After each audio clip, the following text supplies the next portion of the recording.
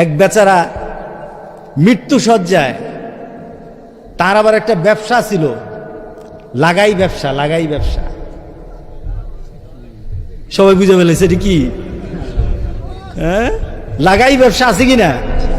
যারা লাগাই এরা চিনেন? হ্যাঁ, কথা কয় না, ডরাই গেছে, ঠিক না? ডরাই গেছে না? তো যে লাগায় তার তো খবর আছে, সমাজের মধ্যে দাপট আছে, এর জন্য আসতে কয়। কি রাগ করতেছেন নাকি? নাকি কইবেন হুজুর আমাকে গ্রামের লোকজন খারাপ বলে আপনি কি হুজুর কইেন না, আপনি কিচ্ছু? এদেরকে চিনে রাখবেন, এরা তার মার সাথে জেনা করে। জোরে বলেন নাউজুবিল্লাহ। এরা আমার আল্লাহর সাথে যুদ্ধ করে। যারা সুদ খায় আর যারা সুদের ব্যবসা করে, রাসূল বলেছেন এরা কলঙ্কিত, পৃথিবীর সবচেয়ে কলঙ্কের কাজ করে। কথা ঠিক আছে কিনা বলেন? জানা দরকার আছে কিনা বলেন? এদের কিন্তু কবরে রেখে বলেন হুজুর দোয়া করেন। এক বছর সুদের টাকা দিয়ে ঘর বানাইছে, সুদের টাকা দিয়ে ঘর বানাইছে একটা সুদখুর। আহা, একটা লোক সুদের ব্যবসা করত, সুদের ব্যবসা। আমি হজে হঠাৎ শুনি লোকটাকে পাওয়া যায় না। হজের 2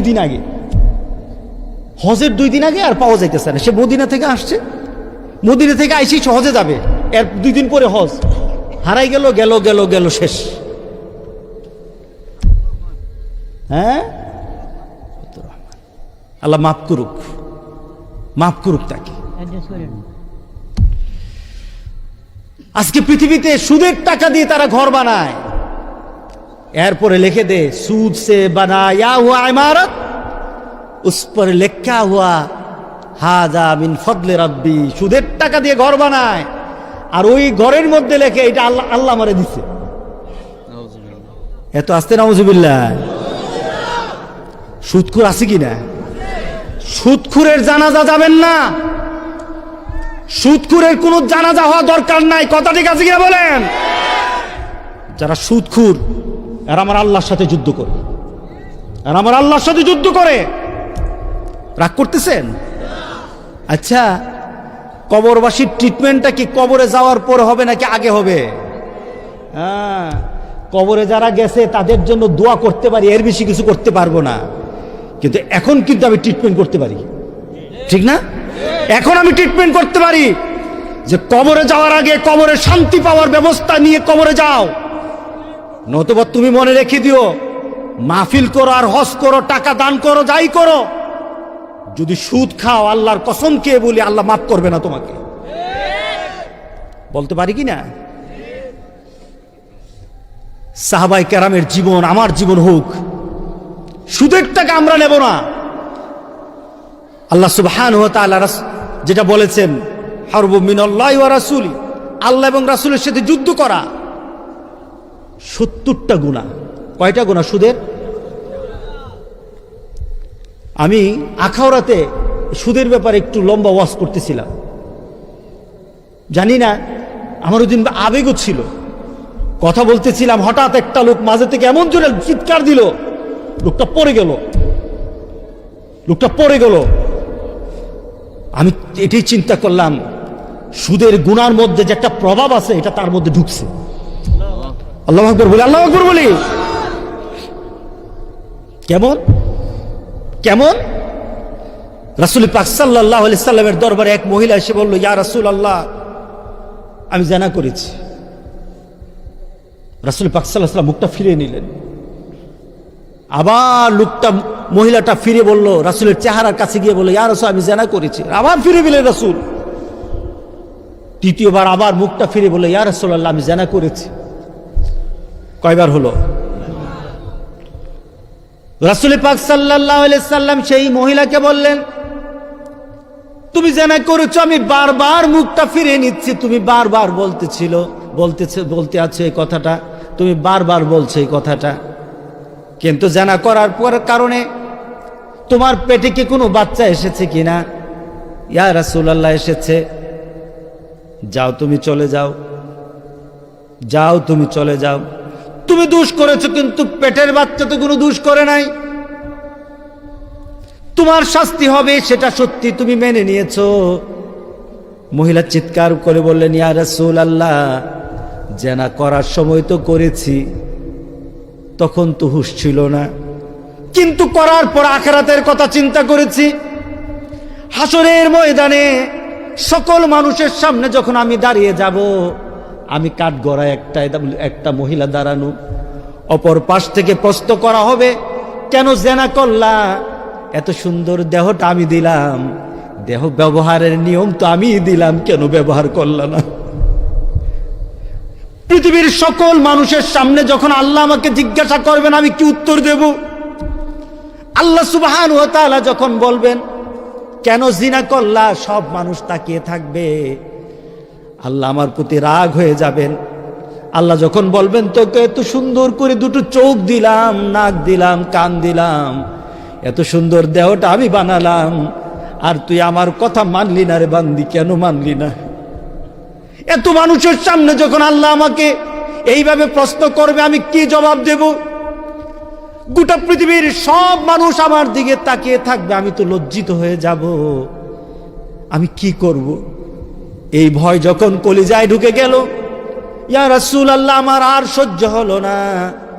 আমি জানি আমাকে পাথর মেরে দুনিয়া থেকে বিদায় করে দেওয়া হবে, আমাকে পাথর মেরে দুনিয়া থেকে বিদায় করে দেওয়া হবে। আমি এটা মানতে রাজি আছি, এটা সহ্য করতে রাজি আছি। দুনিয়ায় তো সামান্য পাথরের আঘাত আমার গায়ে লাগবে, কয়েকজন দেখবে, আর আখিরাতের আযাব কত বিশাল হবে, আর কত মানুষ দেখবে, আমি সহ্য করতে পারবো না। আখিরাতের আযাব আমি সহ্য করতে পারবো না। আমি চিন্তা করে চলে এসেছি, ইয়া রাসূলুল্লাহ, আমার উপর যেই হদ আসে, যেই ধরনের শরীয়তের বিধান আসে, আপনি ব্যবস্থা করেন। বুঝলাম তোমার হদ আসবে, শরীয়তের বিধান তোমার উপর জারি হবে, কিন্তু বাচ্চার তো কোনো দোষ নাই, যাও চলে যাও। মহিলাটা কাঁদতে আরম্ভ করলো, ইয়া রাসূলুল্লাহ, এই মুহূর্তে যদি আমার মৃত্যু হয়ে যায়, আমি আল্লাহর সামনে কেমনে দাঁড়াবো, কেমনে দাঁড়াবো? আমি এতগুলি মানুষের সামনে লজ্জিত হয়ে যাব, আমি আমার আল্লাহর সামনে কেমনে চোখটা উঠে আমি আল্লাহকে দেখতে চাইবো? আমি তো কেমনে আল্লাহর সামনে দাঁড়াবো? মহিলাটা কাঁদতে কাঁদতে বাড়িতে চলে গেল। মহিলাটা কাঁদতে কাঁদতে বাড়িতে চলে গেল। বাচ্চা যখন ভূমিষ্ঠ হলো, একজনের কাছে বাচ্চাটা দিয়ে আবার রাসূলের দরবারে উপস্থিত হয়ে গেল, ইয়া রাসূলুল্লাহ, আমি রেডি, বাচ্চা কোথায়? একজনকে আমি দিয়ে এসেছি, সে লালন পালন করবে। রাসূল বললেন, না, তা হবে না, তোমার উপর ওই বাচ্চার হক রয়ে গেছে, 2 বৎসর দুধ খাবে। কয় বৎসর? 2 বৎসর দুধ খাবে। সুতরাং তুমি মা, তোমার বাচ্চারে তো তুমি মাহরুম করতে পারো না, যাও তোমার বাচ্চাকে দুধ খাওয়াও। 2 বৎসর মহিলা কাঁদতে কাঁদতে প্রতিদিন কাঁদে, প্রতি রাতে কাঁদে, প্রতি মুহূর্ত কাঁদে আল্লাহর দরবারে, মাবুদ, এই মুহূর্তে যদি মরে যাই, তোমার দরবারে আমি কেমনে দাঁড়াবো? এই লজ্জা নিয়ে কেমনে দাঁড়াবো? এই অনুভূতিতে মহিলা সারাদিন কাঁদে। 2 বৎসর হওয়ার পর বাচ্চাকে কারো কাছে দিয়ে বলল, তুমি তাকে লালন পালন করো, আমি আজকে আমার জীবনের চূড়ান্ত একটা টার্গেট পেতে যাই, টার্গেটের জন্য চলে যাই। আমি আমার আল্লাহর দরবারে যখন দাঁড়াবো, দুনিয়ার সকল বিধান মেনে যেন দাঁড়াতে পারি। জেনার জন্য আল্লাহ যে বিধান দিয়েছে, ওই বিধান মেনে আমি আল্লাহর দরবারে দাঁড়াবো। আল্লাহু আকবার। আমি এর বাইরে দাঁড়াতে চাই না। বাচ্চাটা দিয়ে চলে গেল, রাসূলের দরবারে উপস্থিত। রাসূল পাক সাল্লাল্লাহু আলাইহি সাল্লাম ঘোষণা দিলেন, গর্ত করো।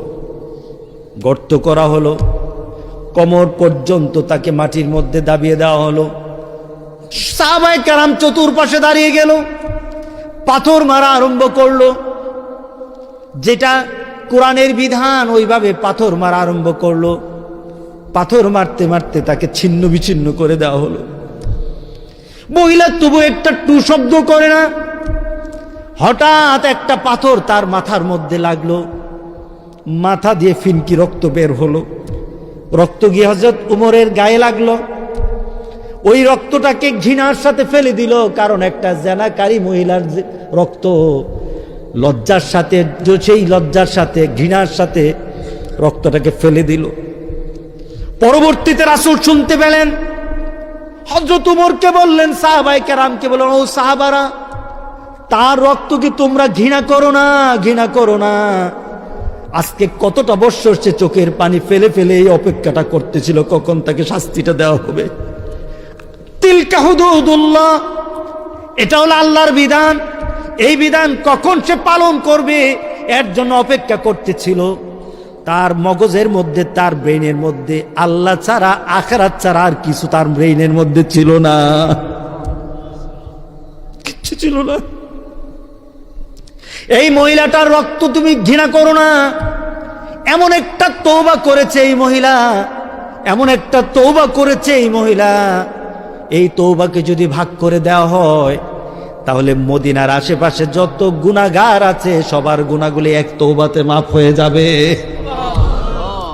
আল্লাহু আকবার, জোরে বলো আল্লাহু আকবার।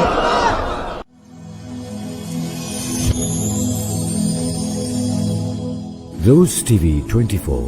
Enjoy by listening to the Holy Quran.